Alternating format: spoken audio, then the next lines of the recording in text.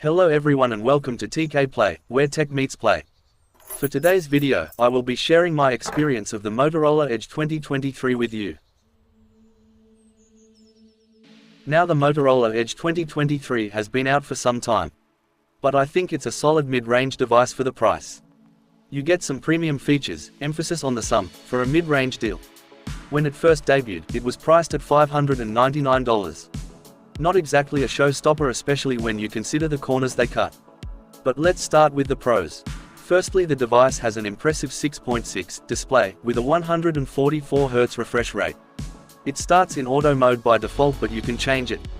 It also has a 1 billion color depth range and a FHD plus resolution, giving you crisp, colorful visuals and 1200 nits peak brightness, to ensure those sunny days don't beat you. The first thing you'll probably notice is its vegan leather back. It's a very nice premium touch, I'll say, giving you grip so it doesn't slip, in a basic yet elegant look.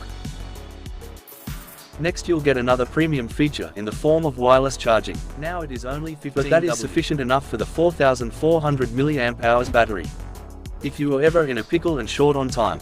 It also has 68W fast wired charge, giving you a full day's power in 15 minutes.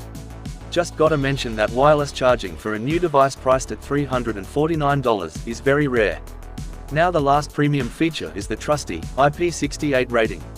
Most devices even priced at $599 don't have this feature. The OnePlus 12 is an $800 phone and it only has IP65. So to get this feature for only $349 is a great steal. Now, let's talk about the cons. First off, are the cameras. They haven't really spent much time to optimize them fully. It seems they just did the most basic work and left it at that. They are good, just not as good. All three lenses can record at 4K 30fps. But 60fps and macro video is capped at 1080p. The shutter speed can be slow and it does stutter when opening or closing the camera. Second is the chipset. Starting at $599, the MediaTek Dimensity 7030 is an efficient chipset, but not a good one. It lags, drops frames when gaming, and it does get pretty warm. With it being a mid-range chipset, it's also not very powerful to run games. The best you can do are light games, like the Alto series, Temple Run and more. The battery life is decent at best. The phone struggles to last a full day with heavy use, meaning you will need a charger or power bank, which might be a deal breaker for power users. For light to moderate users, this can be the ideal phone that will last you the day, but barely. Motorola also cut on the animations a bit.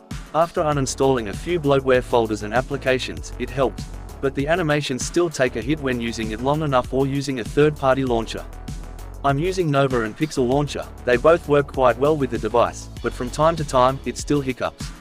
But I will say, if you do plan to use or are using a third-party launcher, immediately uninstall the entertainment, shopping and gaming folder, along with the Moto Hub and Weather app to begin with. It will increase the battery life and greatly reduce the lagging animations. Conclusion: this device is a great option for those looking for a light phone that offers at least some of the premium features, i.e. wireless charging, IP68 and a leather back. But for anyone else looking for a good power replacement, you should look elsewhere. You can check out Motorola's latest flagship, the Edge 50 Ultra. Well, that's it for this video. I hope you enjoyed. If you did, please like, share and subscribe for more of my content. As always, stay connected, stay active and make every moment count. I'll see you soon.